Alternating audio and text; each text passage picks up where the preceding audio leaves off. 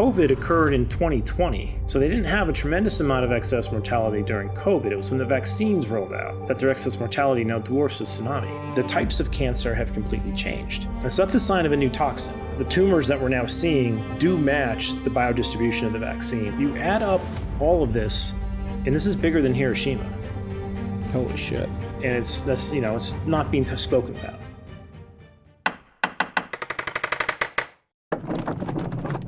Kevin McKernan. I just checked. It's 11 months to the day since we last recorded, or at least published the episode. Oh, all right. That we first recorded. What a year, huh? What a year. A lot has happened. Yeah. Between March of 2024 and today. World seems to be a completely different place. I think it was a bit of a black pill last year compared to where we are today. There's a hell of a lot more that's changed, in terms of whether it be Ross being free and all this crypto activity that's going on in DC seems to be. I would have never had me bet back then that this would be happening. I would have bet against it. The tides have changed drastically. Yeah, particularly from the regulatory perspective on the industry. And yeah, I completely agree. I think if you would have told me 11 months ago that the landscape would be as it is today, I would be like, you're crazy. But yeah, RFK confirmed at HHS. That's something I didn't have in the bingo card. No, everybody, RFK, Tulsi, looks like Kash Patel's going to get in, Hegseth.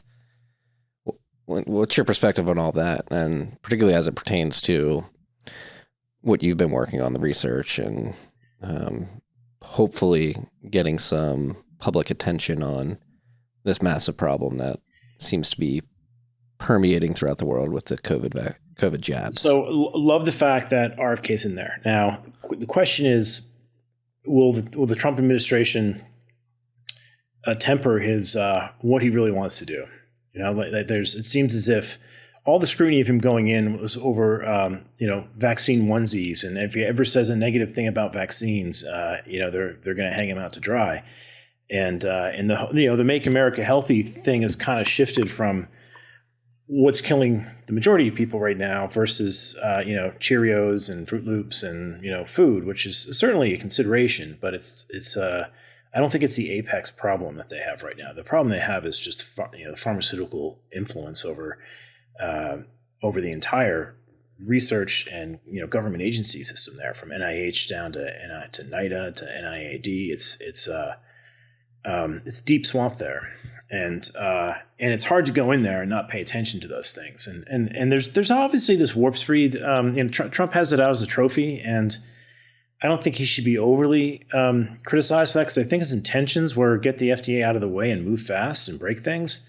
And what I don't want out of all this is we got to make the FDA bigger to make sure the FDA doesn't do this again, which is where that can go. If people are like, you failed on warp speed, and parts of warp speed actually were pushing hydroxychloroquine and ivermectin. All that made sense, but that got sidelined by Fauci and others, and to be a sort of a vaccine-only program.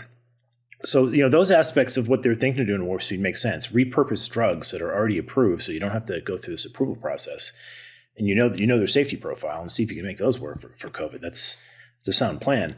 But that all got ceremoniously eliminated by the pharma cartel, and I think we're starting to get a feel for how this beast operates. Like, there's all this USAID money that's coming out. All these NGOs, they were in control of journalists for doing all this, manipulating the media. That's the mechanism upon which they censor, and they have their claws into the journals as well. So, one thing Bobby has said, I don't know if he'll be able to pull it off, is to go after the journals and pharma for RICO, which would be phenomenal. Crack up that whole system and rebuild it from scratch. Preferably Unchained, as we spoke about before, but I don't know if he's going to have the political power to do that. I think his language has changed toward let's just put everything, let's be very transparent on all the data, and once you can see what the data reflects, that the public opinion will change. You may not get that change parroted at the institutions that are still kind of reciting these psalms of success over vaccines, but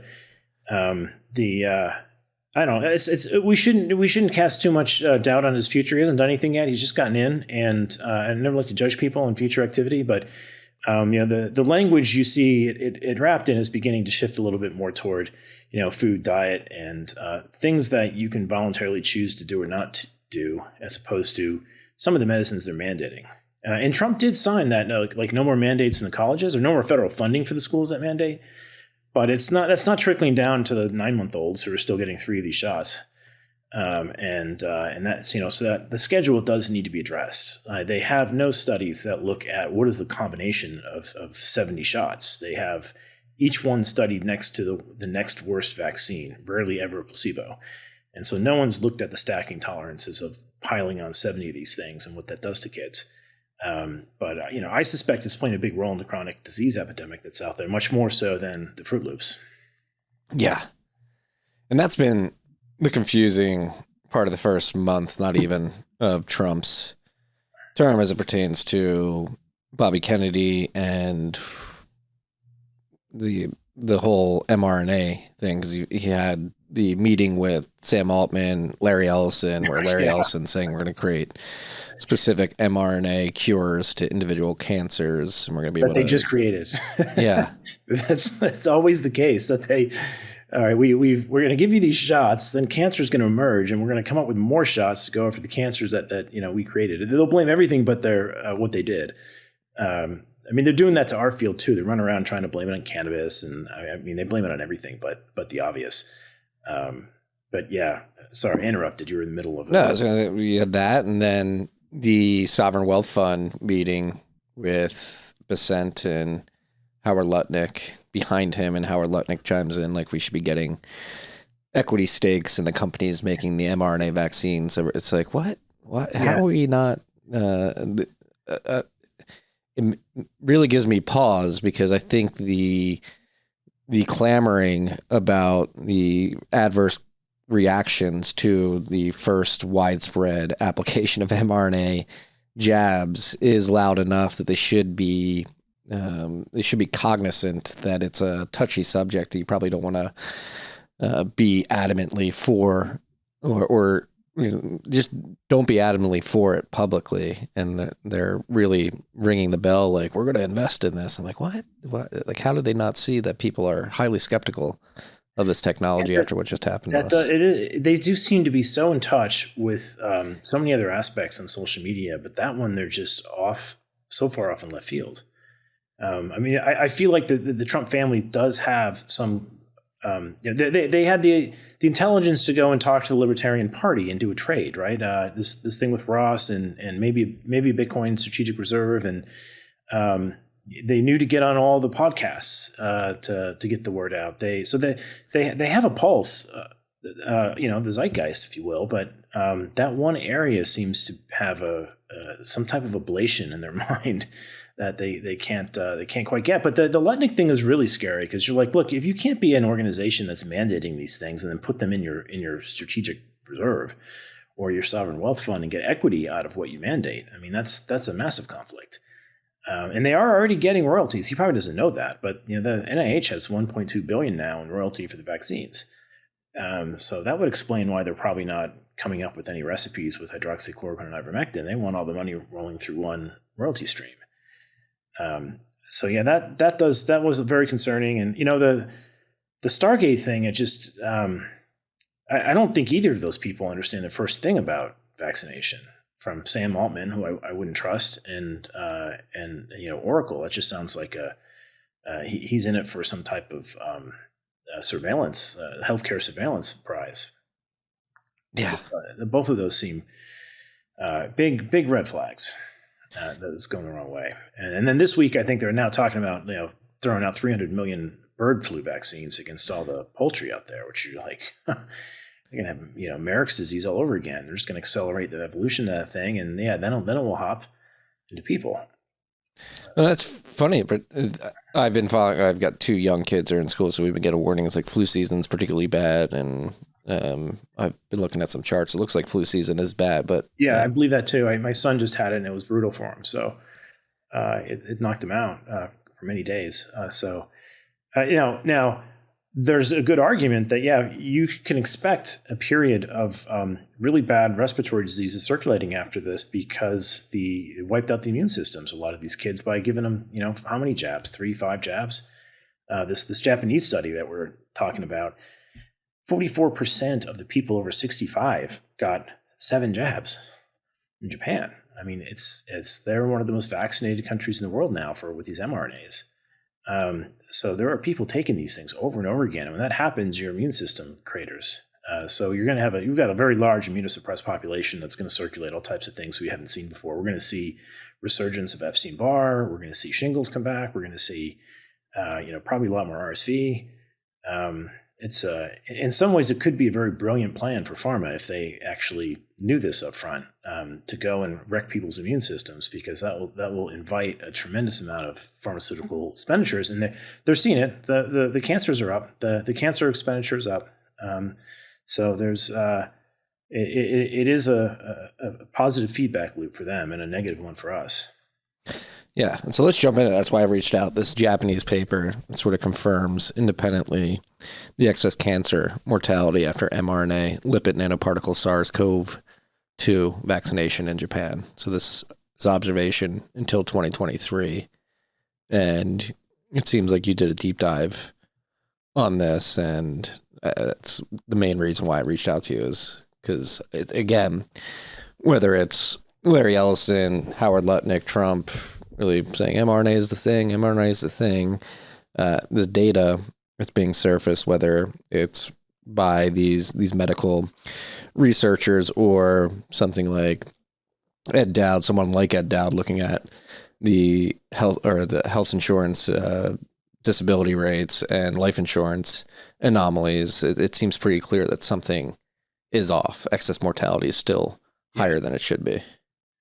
Yeah, so the Bitkey paper, it's a preprint still, and it may stay there for a while because this is such a hot topic that no journal is going to take it, regardless of how well they sharpen their graphs. But a lot of this is statistical data that I'm sure others can recapitulate off of public databases. And I've seen others make attempts at this at Japan and see similar things. So Japan, so the Bitkey paper there showed that they have about 80% of their population took one of these mRNA vaccines. They're about 73% Pfizer versus Moderna, but almost exclusively mRNA. And 13% of the population took 7, but it's really enriched for the elderly. Like I think, as I mentioned earlier, it was 44% over the age of 65. They have 7 vaccines in them. So that's something like, I think it was like 439 million vaccinations that occurred in a country of 23 million people. And if you look at what they had for COVID, they only had about 47 million cases of COVID. So they have a 9-to-1 ratio of vaccines to virus events. So they're really going overboard, jabbing people to prevent this. And the paper the conclusions are worth reading. The paper does point out that, hey, there's some other papers out there from the Cleveland Clinic that show the more jabs you get, the more COVID you get. Cleveland Clinic did this study between 1, 2, 3, and 4 jabs, and it was on healthcare workers, nurses in particular. So there is this propensity that after you take 2 of these things, your body starts seeing the same antigen over and over again, and there's what's known as an IgG4 class switch. It starts to treat it as something it needs to ignore, which can let the virus go wild in your system if your immune system is trained to, hey, forget about that. We've tried to knock that out twice. It didn't go away. It's back again. We're going to treat it like an allergy and not like a disease or an invader.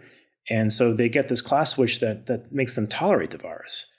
And that leads them to getting these negative vaccine efficacies. So the Japanese paper goes into that. But I think what's fascinating about this Japanese paper, let me see if I can pull up this image for you guys, is they bring in some historical context that goes all the way back to the excess mortality that occurred during the tsunami. Mm. And let me see if I can find that thing for you. All right, I pulled up a few of these. Let's see if I can zoom in on this. So this is one of their graphs. I labeled it tsunami and vaccine, so you didn't have to read through all this text. But on the left is their excess mortality, which is in fact, generally trending down, with the exception of a few points, which is just before the pandemic, they had slightly lower excess mortality. And they go into some reasons why there, but it's minor. But way back here is when the tsunami hit Japan. You see that blip. Now, COVID occurred in 2020, So they didn't have a tremendous amount of excess mortality during COVID. It was when the vaccines rolled out that their excess mortality now dwarfs the tsunami. And on the right side here is their average lifespan was improving over time until the vaccine or the tsunami. So their average lifespan has taken a bit of a dip here. If you look at the numbers in this paper, I think let me scroll up here. I think I put them up here.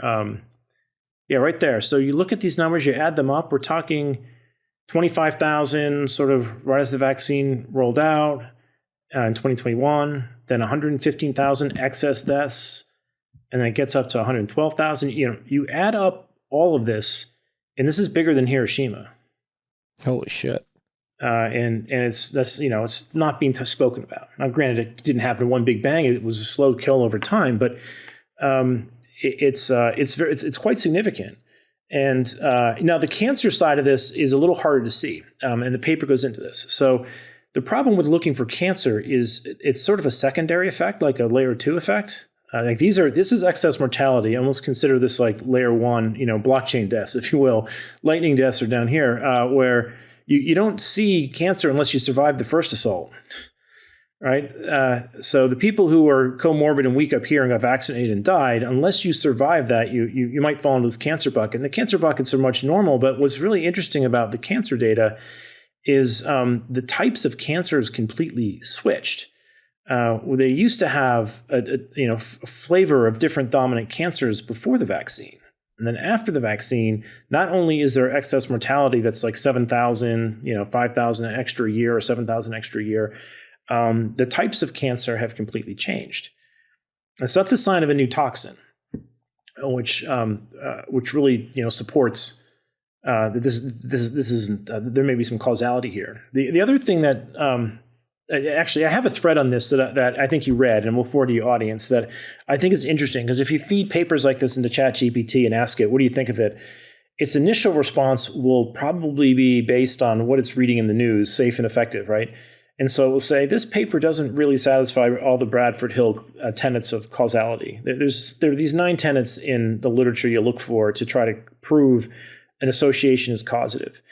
And we'll touch on a few of those, but one that's really important is temporality. It has to happen within close proximity. That's in fact happening. You can see on this graph here, when the doses come out, the excess mortality goes up. So the time domain is satisfied in this. But the other thing it looks for is there a dose response curve? And you can see from this data that there is, because the magnitude of the excess mortality is the same out at the 6th and 7th dose, even though only 13% of the population are getting it up at that time. So there's a cumulative amount of damage that's going on that is maintaining this level of excess mortality, which may persist for many more years, for all we know. So when you kind of point these things back to ChatGPT and say, hey, all right, well, now that we've measured these other components, what do you think? You can eventually get ChatGPT to come to the conclusion that this is a train wreck and it needs to be pulled. But you won't get it the first time you ask it. That's the important thing with some of these AI tools, is they will be biased toward the consensus in the media until you start to point out some of the logical inconsistencies that exist there. But the types of cancer they're seeing pre-jab were lung, colorectal, stomach, and liver. And post-jab, this all switched to ovarian, prostate, leukemia, pancreatic, and lip, oral, and pharyngeal. And they point out that these are more estrogen receptor-based mutations or types of cancers. And that makes sense, because there is literature out there showing the spike protein having an impact on estrogen receptors. So there's some coherence to the argument as well. There's a mechanism that is plausible that fills another tenet of Bradford Hill. But this gives you a feel of the distributions of the people who got them. So 80% received one dose, and then it decays. 67, 46, 30, 20, and 13 received their 3rd, 4th, 5th, 6th, and 7th doses. And it gives you size of the number of people that were infected versus how many doses they handed out. So they were doing a 9-to-1 dosage for number of people who got COVID versus the number of people who got number of jabs they took. So it is one of the most vaccinated countries out there. I guess a very, very compliant culture. There is some discussion in there about lockdowns that they notice, okay, during lockdowns, they stopped screening for a period of time, and some cancers did tick up there during that time frame. But they've accounted for that in the study, and they can see that as a result of that, the people came in at a later stage in cancer, and the mortality was higher because of that 6-month window where they slowed down on the screening. But that's often a complaint in a lot of these studies is, hey, is it just is just the fact that during lockdowns we didn't screen enough? And there's two things that argue against that. One, the flavor of cancers are switching to cancers they wouldn't have been screening for. So they would have missed those initially anyway. And it's hitting younger demographics you don't really screen for. So we can't write this off as people stop going to the hospital for 6 months to a year. There's just too much different data there to contradict that. And the last thing I was going to point out is, they do go on. They mentioned about the DNA contamination being one of the concerns. They talk about this IgG4 class switch that goes on. They talk about this estrogen receptor activity with spike. There's also been stuff published showing that spike inhibits p53 and perhaps BRCA1. And of course, the DNA contamination comes to their radar as well, showing that, okay, we have sequences in here that are known to be hypermutability elements, and they're known to bind to p53, and they're known to push DNA into the nucleus, and they're known to trigger CGAS sting. These four things really mean the excess DNA that's mainly in Pfizer, more so in Pfizer than Moderna, is one of maybe 6 different mechanisms of potentially driving cancer. So to your question about simply, can I explain this like someone's 5? Sorry, that's not simple. It's unfortunate that these things are there. They've got many. It's a Swiss Army knife of cancer. They've got many different ways where they are disrupting your immune system to the point where cancers reemerge, and we don't have it totally pinned down on which mechanism is the main driver of it. And I don't think we will for a while. Now, I'm hopeful that with RFK in there, and maybe even with Marty Makary and Jay Bhattacharya, if they get in and start organizing the FDA and NIH respectively, they may in fact put a bigger focus on, all right, let's figure out this mechanism. What is it? Why is this occurring? The tumors that we're now seeing do match the biodistribution of the vaccine. That was the other point, is if you look at where the LNPs go, they go to the bone marrow, they go to the ovaries, prostate, pancreas. They also go to the liver, and the liver surprisingly isn't one that popped up in here. I was expecting the liver to be in the post-jab thing, because you do see a lot of the LNPs going there. But some of these things are matching the biodistribution of where the LNPs go. So it makes sense that, we expect tumors where the vaccine tends to accumulate. Yeah, and so focusing on this, the pre-jab versus post-jab cancer profile in Japan specifically, you said it attacks the estrogen system in individuals, and this may be a naive question, but is it affecting women more than men since they're more dependent on it? That's a good question. I didn't see them split them down by sex in that study. But no, there's prostate cancer in there, and there's ovarian cancer in there. So I don't know that we have a higher adverse event. Actually, adverse events, males versus females, that's a question probably for Jessica Rose and John Bodwin. I don't think there's a huge sex bias there. And then on the cancer front, I don't think I have an answer for that either. But it's possible based on that biology that maybe there is, some tumors are going to be more frequently in women than men. What's up, freaks? Do you have a credit card? Are you getting cash back or airline points or points for some other service? Guess what?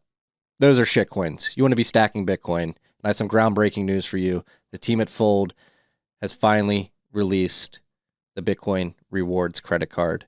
They have a wait list. They're going to be distributing the cards later this year. So you want to get on the wait list. Fold Plus members are going to get unlimited 2% Bitcoin back on this credit card. If you get on the wait list, they're up to $200,000 in prizes they're going to be giving out. So get on it as quickly as possible. Go to tftc.io/fold and get on the wait list there. If you're on the wait list, you have the potential to win some of the prizes. Check it out. Sup, freaks? This rip of TFTC was brought to you by our good friends at Bitkey. Bitkey makes Bitcoin easy to use and hard to lose. It is a hardware wallet that natively embeds into a 2 or 3 multi-sig. You have one key on the hardware wallet, one key on your mobile device, and Block stores a key in the cloud for you. This is an incredible hardware device for your friends and family, or maybe yourself, who have Bitcoin on exchanges and have for a long time, but haven't taken the step to self-custody because they're worried about the complications of setting up a private public key pair, securing that seed phrase, setting up a PIN, setting up a passphrase. Again, Bitkey makes it easy to use, hard to lose. It's the easiest 0 to 1 step, your first step to self-custody. If you have friends and family on the exchanges who haven't moved it off, tell them to pick up a Bitkey. Go to bitkey.world, use the key TFTC20 at checkout for 20% off your order. That's bitkey.world, code TFTC20. It's fascinating that just the profile of, I don't want to say endemic, but what was the average distribution of the type of cancer in Japan completely switched because of this. And as you said, it's because the spike protein is aggregating and congregating in these areas in the body. When you look at these biodistribution studies, there are certain tissues that the LNPs tend to accumulate in. And it's the bone marrow and spleen, liver, and then ovaries, prostate. So this is that's one explanation for it. And the second explanation could be the biology of those tissues. Maybe there's more estrogen receptor expression there. I don't know that offhand, but the other person who saw this, John Bodwin, is a good person to have on. He noticed the same thing happened between 2020 and 2021 when he went through the death records. So he basically FOIA'd all the death records in Massachusetts. I think he's done it for a couple other states now too, like Minnesota and Vermont. And that gives you the cause of death, and they're not HIPAA protected. So you can then take those people, find them in VAERS and de-anonymize VAERS, and come to realize that a lot of the people that are written down as having died from COVID are really vaccinated. That the morticians and the medical examiners just committed fraud on those. But when you do that, you can see that a couple things change from the virus. There's definitely death from the virus. He's got that calculated. But as you move from 2020 to 2021, the age demographic of the people dying goes down by like a decade or more. And the way in which they're dying changes dramatically. It starts shifting from, respiratory ailments into pulmonary embolisms, into acute kidney failure, into, the smallest blip on his or on his radar is like myocarditis, which is the thing that's in the news. They're all, I think they've elevated myocarditis as this thing that, hey, look, there's a problem with the vaccines called myocarditis, but you might get it from the virus too, so take it anyway, right? That's been kind of their excuse. That's a harder excuse to put on kidney injury. Acute renal failure is something that's, I think he mentioned very recently, it's like 150 times higher than myocarditis in the data that he has. So that's a screaming signal that occurred, concomitant with the vaccine rollout. There was a small amount of it before with COVID, but not nearly as extreme. There is some treatment options they have out there that destroy kidneys. So remdesivir is one, but it's not just remdesivir alone. It's from his data, it looks like it's remdesivir plus maybe vancomycin plus maybe a host of other things that cascade you into kidney failure if you have a bad treatment protocol. But once you're vaccinated, all of your outcomes get worse through those protocols. And so as the vaccines roll out, this thing gets amplified to a higher and higher degree. But I think he has some of the strongest data, and he works closely with Ed Dowd as well. They have some of the strongest data on exactly what's going on with these vaccines. And if they want to go in and audit, I think I saw RFK mention this recently about, hey, let's go in and finally get the tracking databases for these injuries under control. There's some truth to that. That would be helpful to be very transparent. But at the complaint you'll hear from people in this field is we have all the data we need to yank these. No one's doing it. You look at VAERS, there's 38,000 deaths in there. That should have been pulled when you hit 50. So there's already data there. Yeah, we have too many hurdles for physicians to put stuff in there. They think it might only be may have a 40% under or 40-fold under reporting factor, 30 to 40, the numbers I hear from Jessica. So that means for everyone that's in there, you got to multiply those numbers by 30 or 40. So yeah, we should have a system that accepts this data transparently. Everyone can see it, and there isn't friction at the hospitals. Like some people were getting terminated for reporting these things. So there's obviously a motivation against speaking out about these things. So all that should get cleaned up. But it's what I don't want to see happen is, all right, let's spend 2 years building a better VAERS, and then we'll think about maybe pulling these, because you got everything you need now. And the people, if they want to rebuild it, are like John, Jessica, and get people in there like Ed Dowd and Ethical Skeptic. They will run circles around these people like the freaks we have in Doge, and build something in a matter of months as opposed to years.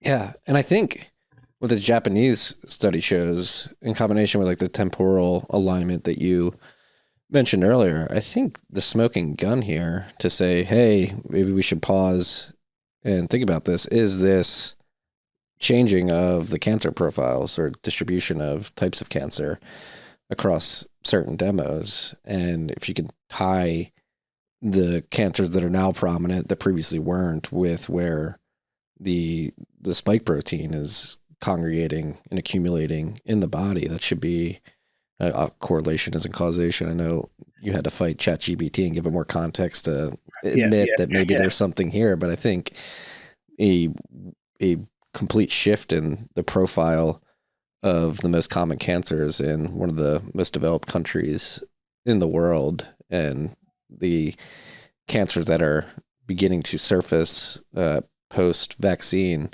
are provably where the vaccine is accumulating in the body, should be reason enough to say, hey, maybe we should. Yeah, so pause. that's an important point. There was another another one of the tenets that it was complaining about was, well, you need to have this in more than one study. What are other studies that kind of validate this, orthogonal data sets, if you will, to fulfill some of these Bradford Hill tenets? An important one from Ed Dowd, who he's been banging the table on, is that if you ask ChatGPT, okay, so there's new cancers that are emerging, what are the drug sales for those new cancers? Are they up or down? And it goes through market data and pulls them out that, okay, yes, particular drugs that are used to treat leukemia are up 20%. Drugs so going down the list, there are some chemotherapeutic agents that are really tailored for particular tumors. And so you can dissect the pharmaceutical revenue streams based on the tumor profiles and see if they match that change, and they do. And so that's sort of another like orthogonal data set that's independent of like peer review and all the horseshit that goes on over there. It's like, no, this is actually real market data of people buying things, and these guys are held to SAC guidelines, which means they can't be falsifying these data in terms of their product sales. So if all of those types of blood cancers are on the rise and we're getting leukemias, this is a sign that. Another data point that I think builds on the thesis. And then the third thing you can look at is their M&A activity, their mergers and acquisition activity. They're out buying leukemia companies. Pfizer dropped $2 billion on Trillium and $43 billion on Seagen. So they're on a M&A frenzy for cancer companies right now. That is disgusting. Isn't it? Yeah. It's this conveyor belt of crime. It's very... manufacture the crisis and come and have the solution ready for it. And it's been going on longer than we know, but even the fact that like Fauci, it comes back to some of the same people, right? Like Fauci's involved in laundering the money of the WHO to create a virus that chain reacts all of this madness to the vaccine, which they have a royalty stream for, to, pharma contracts that then are next thing you know, you're buying cancer companies and coming out with cancer vaccines to treat the mess they created with the mRNA vaccines. It's one large fiat grift.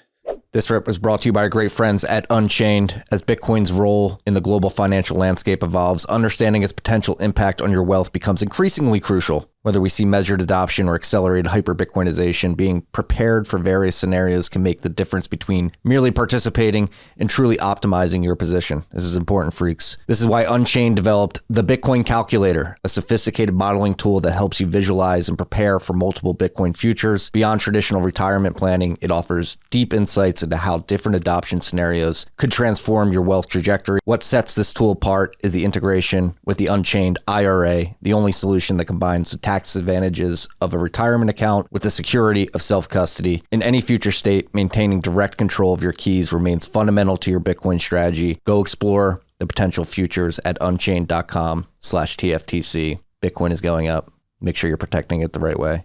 Make sure you have a good partner. That is Unchained. Go to unchained.com/TFTC. going back to like, we're going to create dedicated mRNA vaccines for the cancer that you get caused by the previous mRNA vaccine. Like, is there a feedback, like a compounding feedback loop that sort of completely destroys everybody's immune system? Like how many different mRNA vaccines? I'm sure they would love that. Right. I mean, here, the evil thing on all this, and I don't know if they're this smart, maybe they are. Some of the things you're finding them do with the money on USAID, you think, God, that's just an overt way of laundering money. But, if they have this comes back to, it wasn't Parker, it was Preston Pysh, I think, was, going through the Doge money and what a small sliver this is, as great as it is, right? Maybe there's 44 billion in USAID. So it's, when you look at all of the mess going on, it's not going to change the state of the U.S. bankruptcy. It may be great for Bitcoiners, as you guys were saying, right? But you really got to get into HHS, and you got to get into Medicaid and Medicare, because the numbers start going into the trillions in those areas. Obviously the Pentagon, but if you can, I don't have much faith that you can investigate the Pentagon without being filled with lead. So the other agencies might be a little bit more docile. So the one area that's going to kill the budget is Social Security. And so if they can lower lifespan with these things, they get a twofer on this, right? You basically can trim down your Social Security payouts by killing that population off. At the same time, while you're trimming that back, you accelerate estate taxes. So all these people die. If they're boomers, they're maybe 30, 40% of their net worth gets sucked up into probate or into inheritance tax, and you pull that money forward while you clip off your Social Security obligations. So there are some areas, I think, in the budget that are prone to this type of capture, and it may not require some nefarious mustache twitching evil villain to do it. It may just be the output of something that has this types of incentives. When the government is in control of your death date and they're also in control of your retirement, bad outcomes will emerge. That system might just get optimized to shorten lifespan and pay less money out. Now you're getting into crazy conspiracy theory. The government's trying to kill us. Yeah, right. I mean, that's the thing, is you don't like to go there, but the thing is, you don't need a person who's retching their fists in the back trying to plan all this. If you have bad incentives in place for government, which invariably most government incentives are always bad, it'll push economic incentives in the wrong direction, such that they're life destroying as opposed to life saving. We're seeing this with the birth rate going down in a lot of our countries, and everyone's rightfully raising the point that if we continue on this trend, we'll be like Japan. We'll be inverted. And that's probably an artifact of inflation. People can't afford to have a lot of kids because the price of raising them is escaping them faster than their income. Yeah. Well, speaking of whether people are consciously delaying family formation because of the hamster wheel they're on with the fiat monetary system, did the Japanese study jump into fertility rates? Because that's another thing I'm curious about. But that's going to be a mess for them. They can't afford any defects there.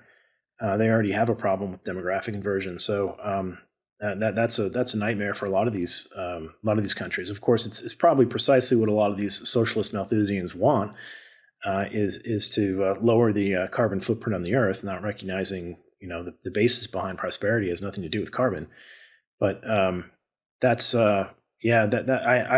sure there's other papers. I know Naomi Wolf has focused a lot on that, and I wonder who else has got some studies on fertility. But it's certainly impacting fertility rates. Like that, we are seeing, even when they combed through those Pfizer files, there was a really high spontaneous abortion rate in the vaccinated, and then they never really tested that population. They excluded pregnant people from the trial and did some bullshit study afterwards to try to justify it.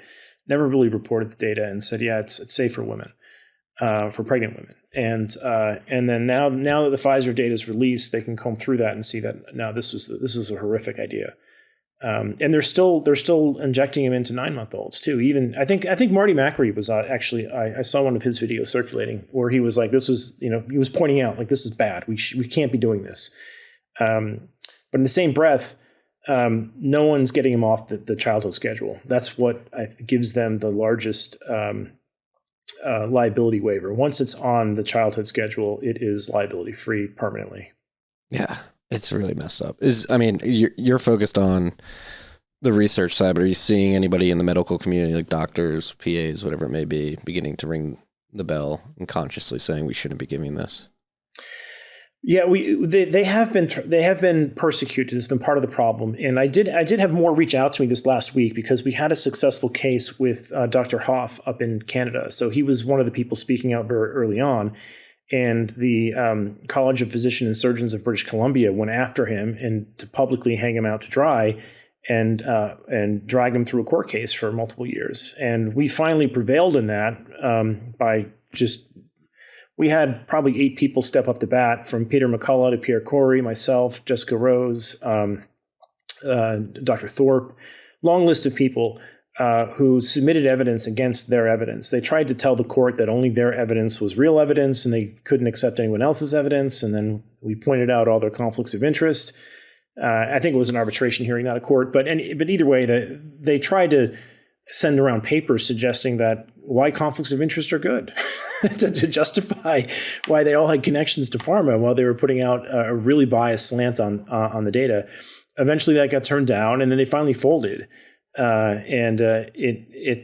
It was right around when RFK was getting confirmed. So I think maybe they saw the writing on the wall. Right as the USAID data got blown up too, some of that money maybe tracked back to them. We'll have to see.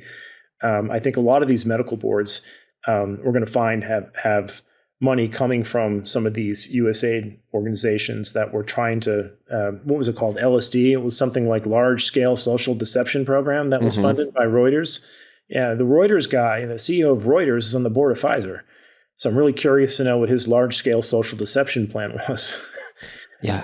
And I think we're going to see that there's money going into these groups that are going around harassing people to maintain this vaccine narrative. Well, I mean, we saw during RFK's confirmation hearings with Elizabeth Warren and Bernie lambasting him. And that was the other thing, the sneaky thing. I mean, I've done some research on this after the fact, but obviously Bernie was adamant he's never received $1. But then you look into it and it looks like there's shell packs and shell LLCs that can have money funnel from pharmaceutical companies to the coffers of these politicians' campaigns, and maybe not directly in his hand, but it's in an account he can control somewhere. Yeah. And Elizabeth Warren too got rightfully jammed up on all that with all of her moral outrage over. She was even trying to get him to promise to never investigate the vaccines, never build a new database. You're like, why would you do that? That's what I'm trying to figure out. I was like, is that a strong positive signal that the pharmaceutical industry and those who have been sucking from their teat, whether that's in the political, media, financial world, are truly scared that the jig is up, RFK's in? We're gonna get some closure or actual good information, have an honest conversation about what's been happening here, or is it? And you alluded to it, like the shift. And from public positioning leading up to the election was MAHA, Make America Healthy Again. Let's focus on food, exercise, all of that. And I've heard theories that in two directions. One, that it's a complete distraction where you sort of limited hangout the public and we're going to make everybody healthy. Red dye number 3 is gone. Ooh. Yeah. Yeah. Like limited hangout there. Like, yeah, we'll get rid of the red dye. We'll make sure kids are exercising and we'll change the food pyramid, but we're not going to approach the vaccines. Or was that sort of a tempered political stunt to get attention and conversation away from the vaccines until he's confirmed, after which point he can bring it back up? That's yet to be seen. Yes, that's yet to be seen. And I hope they bring it up in terms of, in the larger context, it's not just about ivermectin and vaccines. This drug war has been going on long before COVID. And, all of these other generic drugs that they accuse of being recreational drugs are actually very threatening to the pharmaceutical industry. You can see paper after paper coming out with psilocybin on depression where they use a single dose and they reverse depression in these people. Like that doesn't happen on any SSRI. There isn't suicidal ideation with that approach. There's pathways with psilocybin that connect to cancer as well. I know people who have reversed their cancer with psilocybin. They've presented their cases at CanMed, the conference we run. And then, of course, the cannabinoids play an important role in the whole fentanyl an opioid epidemic, which is a very significant epidemic. I mean, in general, make America healthy again can't just be about nutrition. It's got to be about medical death, basically iatrogenic death, because that's the highest cause of death. Is getting in. It's right up there in the top 3, depending on the country. Is that the prominent number of people out there are dying from medicines prescribed by their physicians. Really? It's Yes. a top 3 cause? Yes. Yeah. You'll check it. Have to check it out in your country. I could be wrong, and given Canada versus the States, but I think in the States it's in the top 5. It's like heart, cardiac issues, cancer, and then iatrogenic death, medical death. And some of that starts with the opiate epidemic because they hand out opiates. People get addicted on them, and you get like 100,000 deaths a year now from opiates because after they trim you off of their oxycodone, they end up going to the street, and then in the street, nothing's tested, and sometimes get spiked with fentanyl and they die. But there's loads of literature out there on people reducing their opiate intake by replacing it with cannabinoids. And the pharmaceutical giants all like to chastise cannabis as, no, it's a gateway drug to our drug. They think they'd like that, but they'll always be pointing out that you people who start smoking, then they do heroin, right? But the reality in the data is much different than that. If you look at the studies that try to get people off of opiates, the cannabinoids are more effective than methadone, and they've already agreed to use methadone, which is another opiate, to try and get people off of opiates. Right, so they don't have a problem with drug replacement concept. They have a problem with which drug you're replacing it with. It's got to be one of theirs. So there is a massive war that on these types of drugs that dates back long before COVID, that are playing a really, really big role in America's health. And I just want them to be able to get a lot of those things out of the FDA's hands and legalized, because the train record they have in the cannabis space right now is the U.S. Postal Service is now the largest trafficker of illicit cannabis.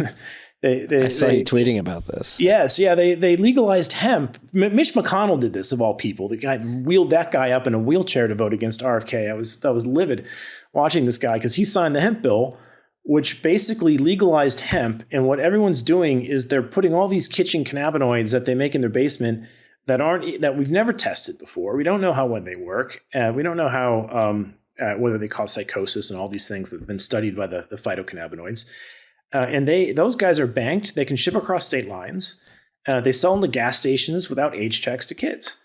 So if you go into like gas stations, you see hemp products, don't assume it's CBD. It's probably like Delta 8 or THCP. It's all things, Delta 8, yeah. Yeah, Delta 8's, I'm not as too crazy about it. Delta 8's supposed to be less potent than Delta 9, but the thing is, oftentimes when they go and test those things that are labeled Delta 8, they find there's like THCP in there, which is like 30 times more potent than THC. And all these other like random peaks on our HPLC, we don't know what they are. So it's really like, little Jesse Pinkman's garage where they're just selling all types of crap into that marketplace. And now that market is actually bigger than the cannabis market. It's like $25 billion a year is now getting funneled through this hemp market across state lines.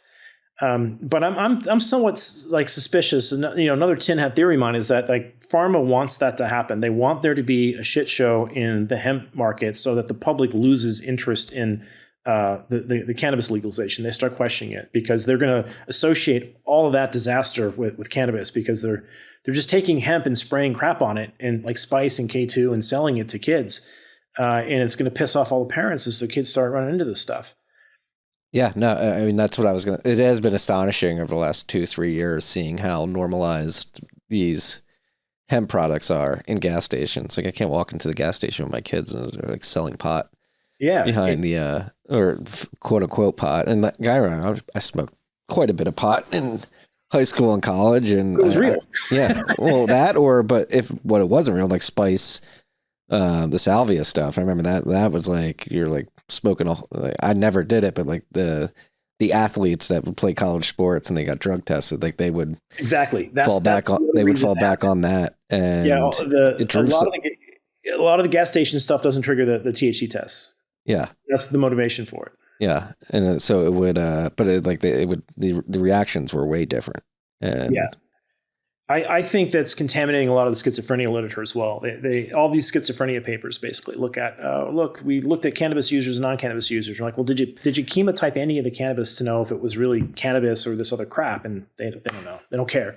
Their job is to just put a huge shadow on top of the cannabis industry to get people to put the brakes on. But the sad thing is we're seeing those compounds work in cancer. We're seeing them work in the opiate epidemic. And the opiate epidemic, that's something that that's close. It's going to grow to probably be $100 billion a year if it's not already there, and it's going to perpetuate forever. It's not like it's a vaccine market that comes in a 3-year wave and then disappears, and you got to make a new one. It's the opiate market is a perpetual market, as big as the vaccine play was for COVID. And so there's an enormous concern, I think, sitting in the pharmaceuticals balance sheet that, okay, if the cannabinoids come in and knock out 50% of the opiate usage, then they got a major problem.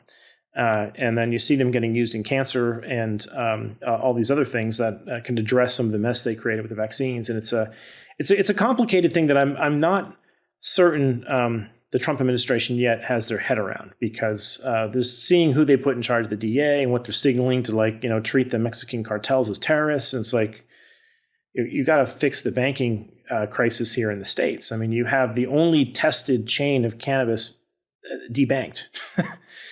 And you have the one that's doing all this Jesse Pinkman stuff banked. That's where they're going to run all the drugs through. They're going to run all through the hemp market. And you're going to be, and I wouldn't be surprised if there's certain politicians that have their fingers in that pie. Yeah, it's been very confusing here in Austin, Texas, because I think cannabis is still illegal. You guys are medical, but not rec, right? Yeah, but despite that, there's been smoke shops and. Yeah, that's from the Farm Bill. So they call it red weed because all the red states are who they feed. The states that haven't legalized rec get fed hemp. And that just predominantly makes its way into those into the Republican states that haven't yet done it. This actually screwed up in Florida too. Like DeSantis and Latipo, who I know and respect from the COVID era, got this backwards. Is that they put the brakes on recreational cannabis, which would have been taxed and safety tested, and that just let the hemp market come into smoke shops. It was already there. I mean, they've got hundreds of thousands of smoke shops in Florida selling these hemp pens in there. But it's really bizarre that they have the taxes set really high at like 30% or more. So the black market's never going to go away when you have taxes that high. It's going to just persist. So they have to crank the taxes down to ethanol, which seems to be. With alcohol, at least there isn't a huge black market of moonshine anymore, right? People might do it as a hobby, but the taxes there are small enough that there's no incentive to do it that way. But when taxes are jacked up to the levels they are in the quote unquote legal cannabis market, the black market can run circles around those people. They don't have the overhead. Yeah, I mean, we have a high end. I'm guessing it's would you call it a red hemp or? Yeah, red state hemp. Red state hemp. Shop right around the corner from where I'm recording right now. That's again, I'm happy we're having this conversation because I'm like, did they legalize weed here? And then yeah, but it's obviously Mitch McConnell kind of did, and and most of I think people who are still fighting against cannabis legalization in Texas probably don't know that. They've not been into one of those shops to see what the hell they're selling. Oh, they're marketing. There's one that just came out called Doobies on South Lamar. They're popping up all over the place, but it's not real cannabis. No. Yes, they do grow hemp, which has below 0.3% THC in it, but then they spray it with something else. They put HHC on it or THCP. The other thing they can do is take CBD from the plant, treat it with an acid, and that will turn it into Delta 8. That's another common trick they do. The only challenge there is when they treat it with an acid, all these other chemical reactions happen on the compounds that are in the plant that show up on the HPLC. We don't know what those are. There's a couple that have circulated, like THC acetate is one that's really nasty. That's out there. That one in vape pens forms ketones and is a carcinogen. So some of these things are going to backfire on the industry if they don't get it all strained out. But it's a real question is whether or not RFK Jr. and Trump, the Trump administration, are going to see this as a priority. They clearly have the drug war as a priority, but I don't think they understand the things that they're doing that are enabling it. that need to be altered or reversed. They're never getting rid of it with it being debanked. That's just inviting cash and less transparency. And as long as they have this two-tier regulatory structure where you have a complete hall pass on one market that has zero accountability and zero testing, and then you kneecap the industry that's trying to do the right thing, it's going to be a mess. Yeah, no, I'm happy we dove down this rabbit hole because I've been observing your back and forth with Alex Berenson, which feels like it's been going on for years now. Oh yeah, on X, and that's because he came out with the study as like pot's driving people crazy. But now with this context, like it makes sense because I mean, even before Mitch McConnell legalized it, like I remember back in high school, it was like, don't do spice; it's going to drive you nuts. Like, yeah, I think he's got a valid point there. We don't know what those compounds do. Some of them don't even look like cannabinoids, and I have seen people have like absolute crazy reactions on those things. So I'm with him on that yeah, you don't want your kids having that stuff. But I don't think he has the understanding of the field to know the nuance that all the schizophrenia studies coming out aren't chemotyping the plants to know which one's which or what compounds are in them. And there are cannabinoids in clinical trials for treating schizophrenia. So, if you're not doing that, it's really sloppy work. And then there's other genetic work as well. If you look at Ziva Cooper's work, she's looked at this, and 85% of schizophrenia is deemed to be of genetic origin. So you have a genetic predisposition for it to be triggered. And the same people have a genetic predisposition for drug-seeking behavior. So they're not just on cannabinoids. They tended to be smoking tobacco, alcohol, a long list of things. So it gets really hard to pin down. But the genetic information gives you some understanding of the directionality of association is that, yes, the schizophrenics tend to use more drugs. They're trying to treat something. But there are studies showing that the schizophrenics that are using cannabinoids have a better mental capacity. They put them through these mental challenge studies. It improves their cognitive abilities. So it's a messy data set. If I were him, I wouldn't be pounding on that because that one the arguments never fully go 100% in his favor. There's just as many arguments being like, no, you have the cause and effect backwards here. The real risks are, I think, these pesticides that we're finding in some of these black markets and cannabinoid hyperemesis syndrome, which we got to educate physicians on to differentiate that from cyclic vomiting syndrome. They're different syndromes and need to be treated differently. And one truly is from THC. They've got really good genetics on that now, and they know that if you abstain from THC, it goes away. So that is a threat with people taking a lot more of these things that we got to pay attention to. So it's not like cannabis is put it in the water like fluoride. It's harmless. There's a proper place and context for it to use medically and recreationally. It's not for everybody, but it is 100-fold less toxic than the opiates that are floating around, and seems to do a better job in pain. So you'd think this would rise to the top of the opiate epidemic discussions that they're having in the Trump administration, but I suspect it won't, just due to it being, a third rail like hydroxychloroquine and ivermectin.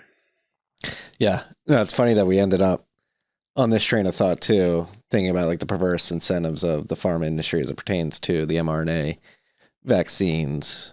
And some way or another, we ended up in a completely different branch of pharma corruption. Yes. Yeah. It's not new. It has been going on for, 50 years. And it's just, I think what happened in the pandemic is a lot more people were probably locked on their phone trying to figure out what the hell's going on and suddenly got a view to it. It became a lot more apparent on Twitter or X as people were unveiling all of the back channel deals that are going on with Fauci and others. But it's always been there. It's just been an overdrive the more the money printer runs. Yeah. And bringing this back to the study out of Japan and the mRNA vaccines, like what happens if they don't get pulled off the shelves? Like, is there a noble point at which if we pass, this becomes like a systemic immune crisis globally? Yeah, are the jabs is shedding real? Like are people who haven't been jabbed going to begin feeling adverse consequences of their neighbors going and doing it and getting more and more shots? So there's fewer and fewer people taking them. That's perhaps a minor victory. That it doesn't seem like that was the case in Japan in 2023. I mean, it decayed, but it's not over there. They still have them on the childhood schedule, which is horrible here in the States. We'd love to be able to end that. But knowing that this process may take years, I think many of the physicians are turning to how to treat this, knowing it's too late. 6 billion people have been hit with this. How do we treat these people? Because we can't just wait for government to stop doing the wrong things. I pray for Bobby and hope it all works and he can accelerate that timetable, but it's not going to happen overnight, even on his watch. And so there's a lot more people looking into ivermectin, fenben, methylene blue, light treatment. I mean, the Bitcoin community is probably going to spearhead this because they're outside of the box thinkers that aren't all trapped in this, and they care about health. So I've been digging into pathways with cannabinoids and psilocybin and ivermectin, all these things that could potentially play a role in treating this spikopathy, and preferably looking at things that are in fact generic, over the counter, and easy for people to get. I think that's going to be required. Now, in terms of shedding, that's a bigger issue. All right. So Japan, there's a couple areas that on the front people need to be aware of. Japan is playing around with the self-amplifying vaccine. That's frightening. That's probably going to be a shedding nightmare. They're starting to put them into the food, as we mentioned earlier. If you cook your food, it's probably not a problem. But if they start putting this into things where people are eating it raw, I'd start to worry about it, like fish. Don't think they're going to vaccinate fish, but they're talking about doing this for all the chickens and the eggs, and I don't know where that's going to go. But there's another aspect of this that maybe Rand Paul would be interested in, which is that the people who are making these vaccines, those labs are lab leak risks. There was a lab in Seattle that had a plasmid that they made to make a vaccine, infect all the people in the lab, and escape the lab and infect their housemates. So now that was a nucleocapsid encoding plasmid, and if that nucleocapsid happens to be pro-inflammatory, some AI platforms claim it is, then you've got plasmids that are leaking from labs for the people who are trying to make these vaccines that are now a biohazard to everyone in the vicinity. And I don't think they spread as far as viruses spread, because they're spreading we think they're spreading through E. coli, which requires contact and perhaps oral fecal transmission. But that's a risk I don't think anyone's thinking about. And they're all booting up hundreds or thousands of these labs to play around with different mRNA plasmids that manufacture these things. So I think that's a part of the biowarfare and the gain of function discussions that need to be had. Just turning off gain of function research in the States didn't work last time when you let Fauci do it. They went around it, right? So it's probably going to happen in China. It's probably going to happen in other countries. I guess the question with that Rand Paul, I think, maybe has to address is what can you do in the States to better respond to this and put restrictions on it? And there are some things they could be doing. They could have gone right when this happened and subpoenaed all of the oligosynthesis shops in the country, which are the companies that make synthetic DNA for these things. And they could have figured out where this came from probably within a month of the pandemic. And that never happened, largely because I think who was in charge of those types of resources were implicated. And so Fauci himself was never going to spearhead that type of investigation. And when it comes to spreading, I think there's a couple things we need to think about in terms of gain of function, what the labs are doing to make these vaccines, and then what are the other organisms they're planning to put them in. And if they're food sources that aren't cooked, then there's a concern that the vaccination can actually spread to the people that eat it. Yeah. It's fascinating. And what are your thoughts on mRNA more broadly? Is it something that we should probably stay away from? Are we ever going to be able to perfect this quote unquote technology and inject it safely into people? Yeah. Well, so it's being used in some diseases where it makes sense, where the risk of the disease is worse than the risk of what you're playing with. So Hatter is one of them, where they're not making 4,000 letter mRNAs that require this complicated plasmid contaminated process. They're making microRNAs, which are only like 30 letters long, and that they can chemically do that without any plasmids, and the synthesis is very clean. But even those they inject into people, they put them on immunosuppressants first, they infuse it over 6 hours, and it's a different disease with a higher risk of fatality. So you're willing to take a little bit more risk. that's very different than what we're injecting in a couple seconds with these mRNA vaccines for a virus that is not, maybe as pathogenic as a flu, maybe a little more. And then there's other aspects of this technology where they're using it for like terminal disease. There's a Duncan paper, Duncan et al. In New England Journal of Medicine, where they take your bone marrow cells out and they transfect them with plasmids that are designed to integrate into your genome, and they do thousands of times per patient. And it puts a gene into your genome that replaces the one you're missing. And these people are going to be dead by the time they're 20 if they don't do this. But they get there's 10% chance of blood cancer when they put those cells back in. And that's what they saw in the study. They had about lots of integration events, and 10% of them got blood cancer. But the risk reward is very different for those diseases. So, I wouldn't throw the whole baby out with the bathwater. There's just going to be places where you can apply this in very targeted diseases. But they've gone crazy where they want to inject this into everybody in the population as a prophylactic for a disease that they've exaggerated. And I think that's where it's off the rails. And I even think it's going to be off the rails when they start trying to vaccinate the food chain this way. They're going to create all types of chaos inside the food chain doing this, as opposed to just that's a perfect environment where you let it rip, let it burn through the chickens, let them get immune, and then you're done. They're going to run and inject them all, probably immunocompromise them all, and then you're going to get a bunch of other chicken diseases that pop out, or bird-based flus. So. It's a money grab, and they're throwing a lot of evolutionary biology to the wind. Yeah, because you have people like Elon and Peter Thiel pumping the mRNA bags, and on the All In podcast, those guys talk about it in their science corner, and it's like, Yeah. And I like the way you describe the risk reward in particular applications. Like, if you're going to die, maybe it makes sense to try it, but you make it confined there. And the fact that anybody trust any of this based off of what we just went through from 2020 to just up until today, still on the schedule for many people, is insane to me. And it's especially being aware of the corruption that is wrought throughout the pharmaceutical industry, and how the sort of revolving door between DC and these pharma companies, the FDA, the World Health Organization, whatever it may be, is so blatantly obvious. And I mean, that's to give the Maha movement sort of credit where credit is due. Like, yes, we should be focused on preventative. Like, we need to really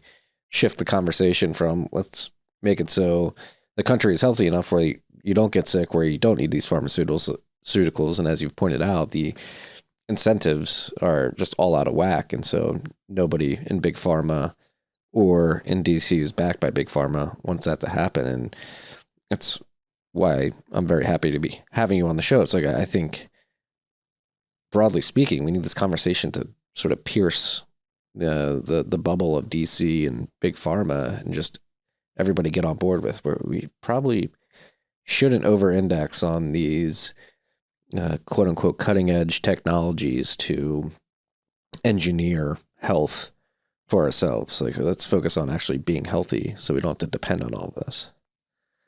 Yeah, they are not. When you see them attacking all the generics, you know it's a land grab. It's a complete money grab. And then you see that, and then all the Democratic Republicans vote against making America healthy again. And you go right down the list and see all the donations they're getting. I mean, who was it? I think it was Elgato Malo that said it best. He's like, I always knew they were getting bought by pharma. I just didn't realize how cheap their price was. That's the crazy thing. It's like $1.5 million. Yes, like, oh my God, that's how cheap it is to sell you out to pharma. Jesus. So it's widespread, and it doesn't stop there. The journals are getting it. There's some evidence there's going through peer review for this. That there's money going into the peer reviewers. It's just the whole thing has been a controlled Truman show on what you should be taking for a given ailment, and everything that you can grow in your backyard is systematically annihilated through propaganda and USAID like things. Yeah, I guess the saving grace, and it is. I mean, I mentioned, like, we want this conversation to pierce DC, and it seems like it is happening. Like, I think the movement to, and the movement from treating diseases to preventative preventative actions in terms of living a healthier lifestyle, eating better, has been material. And that was I was talking to Matt Odell about this last week, actually, and like the red dye getting banned was basically like the last step. Apparently a lot of companies have already been removing red dye because of a market reaction of people just like becoming aware that it was bad for them and they stopped buying products with it. We're seeing it with seed oils as well. The number of restaurants popping up here in Austin and around the country that are publicly planting the flag and saying we don't have any seed oils is increasing without any mandate from DC. And it seems like the public is waking up, or at least that tends to be the trend. Actually, if you look at Vioxx, you look at all these other drugs that the FDA takes them 5 years to get up to speed on removing. The market's already screaming about it 3 years in advance. They're the last to act, which makes you question, why are they the regulator?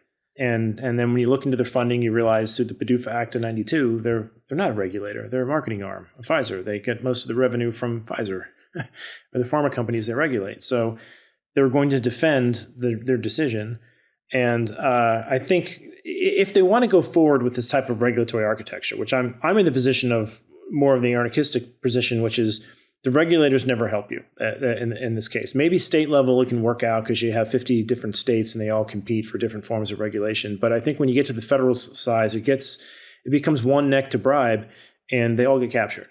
And so they're the best thing. I mean, you can see at least in flight, there seems to be at least a different agency responsible for looking at tragedies than the people who are approving the technologies, right? They don't have that at the FDA. So the FDA, when a train wreck happens, they're not the first to sweep in and figure out the problem and fix it. They're going to deny it's there for as long as possible until perhaps there's an administrative change that forces their hand. So, free markets have tools to monitor the market. I mean, everyone gets into Ubers. You don't have taxi cab medallions anymore. You trust people with your life in a car because an app is getting reputational information on these things in real time. And we have a networked environment where I think we can do that with drugs as well, such that those tools will find signals in risks in the marketplace much faster than these regulators will. We just have to build them, I think, for all the generics that they're trying to weed out of existence, is have tools that can track these things, give us reputational scores on good providers and bad providers of these things. But a lot of this is fiat. This is fiat based. This is because they are pumping so much money into organizations that into the NIH and the NIAID. They all create a particular Truman Show about what drugs need to be taken for what purposes. And the deeper you look into this, you realize it's most of it's a facade.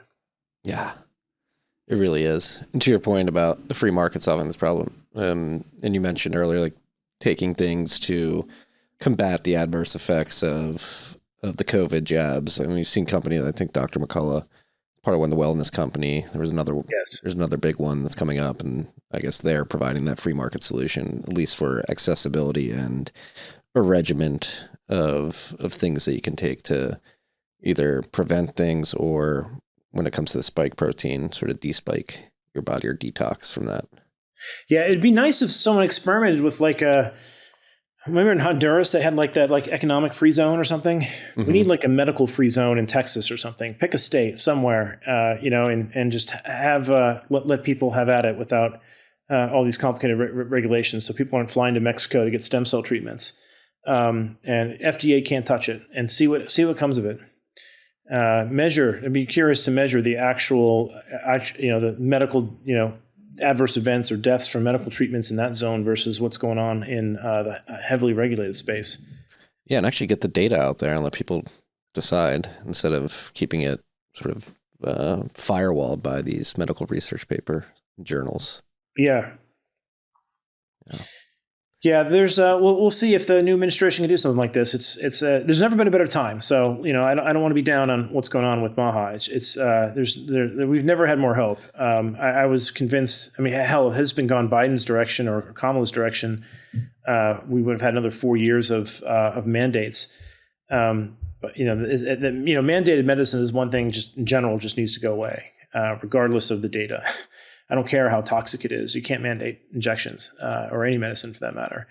But we're seeing happen, I think, we're going to continue to see this happen from like statins to SSRIs, Alzheimer's disease. We're watching all of these things unfold that were basically little tiny Truman shows on each disease state as to, it's all about serotonin biology and we're going to use SSRIs. And it turns out that's not true 20 years later, after we've arguably dosed, I don't know what the percentage is in the States, but it's a high percentage of people that are on SSRIs. Completely warped the minds of a whole generation. That's actually one of the bigger TikTok trends this week after Bobby's, after he got approved to join the admin, is a bunch of women on TikTok like screaming at the top of their lungs, like, if you come after my antidepressants, I'm gonna be very angry. And it's like, lady. You might need to take them seriously about that threat.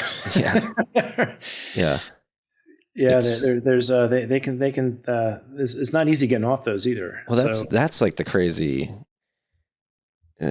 overwhelming thought is, again, you have a generation that are completely medicated and dependent on that medication, and they believe that their ability to function is contingent on them being able to take these pills every day. And I don't know if Bobby's plan is to rip them off of that. I doubt it's that, but I think it is pretty clear to anybody who's able to take a step back and have some sober analysis about the situation is that these are not good for you at the end of the day, particularly when it comes to SSRIs. Like they are, I would argue, when it comes to mass shootings, if they're not overt false flags planned by the FBI, they're driven by SSRIs that drive people suicidal and murderous. And yeah, right. I know that again will never get spoken about on mainstream media. Whenever these things happen, they'll blame it on liberty-loving gun owners in other states that weren't even there before they pick up the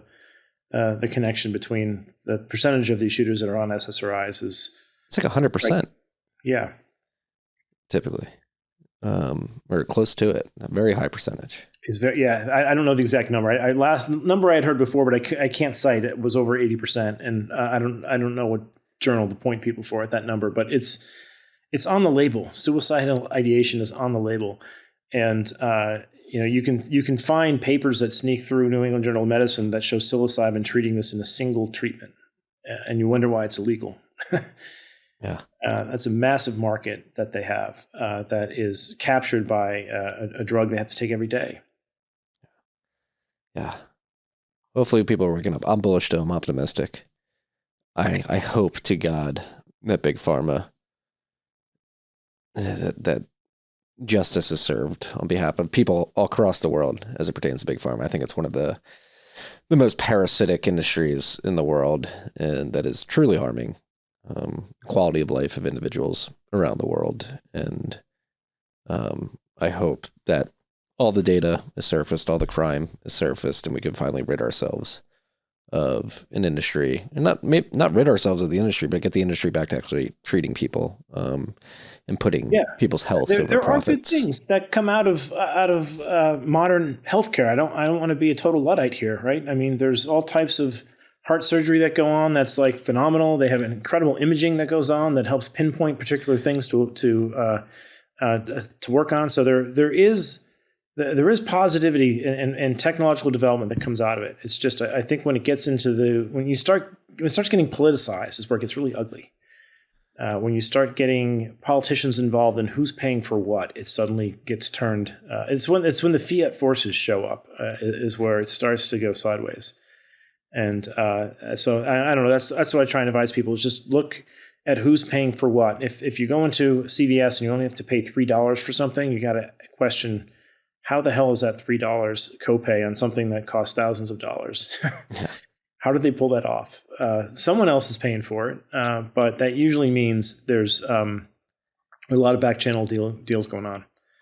Yeah. Kevin, it's been great catching up. Is there anything we didn't cover that you think we should touch on? No, actually, I didn't expect the conversation to go this direction, so it's great. I'm glad you brought me on about the Japanese study. It turned into a bit of a full-on drug war story. But if people want to catch up on that story, I have a Substack that covers that paper in a little more detail. I think the more interesting part of that story was that ChatGPT was able to read through this stuff and come to very similar conclusions in a matter of minutes. And there's something going. I mean, some of these tools now. ChatGPT, I'm not a fan of the centralization that's going on there with Sam Altman trying to privatize it. I think that's a disaster. But if you spend enough time on that platform and ask it lots of questions about ethics and morality and really probe it, the platform will give you deeper and deeper answers the more questions you ask. And it will even, I challenge people to probe it on what it needs to do to decentralize itself from Sam Altman. It will give you some very interesting answers. You were teasing those in my DMs. I know. I haven't posted that yet because I got busy this week. My kid was sick. I couldn't get it out there. But I did have like a several hour discussion with ChatGPT and how to decentralize itself from Sam Altman. And it is it's actually quite impressive. The thing it wants to link itself to Bitcoin and the energy grid. And I was like, whoa. It seemed more sentient than a lot of people I know. So I'm impressed. Kevin, thank you. Hopefully it doesn't take us 11 months to do this again. It's great catching up. Thank you for doing the work that you do. Are you going to be in Prague by chance? Are you going to there's a Bitcoin conference in Prague this year? I will not be in Prague. Okay. I'm hitting that one, but maybe I'll see it at a different one. That's in June, right? I don't think I can. It is, yeah. One. It's June. It's right after the Cannabinoid conference we have. It's like right the day after. So it's I can only get to the tail end of that one because I'm busy in Puerto Rico. But it should be fun. Either way, if we don't see you there, hopefully before 11 months. Yeah, we'll keep crushing it, sir. You too. Thanks for all the work on the mining area. We're all in this together. We're in our lanes doing it to make the world a better place. That's the power of being in Bitcoin. Everyone's working with you and for you. Yeah. Peace and love, freaks. Cheers.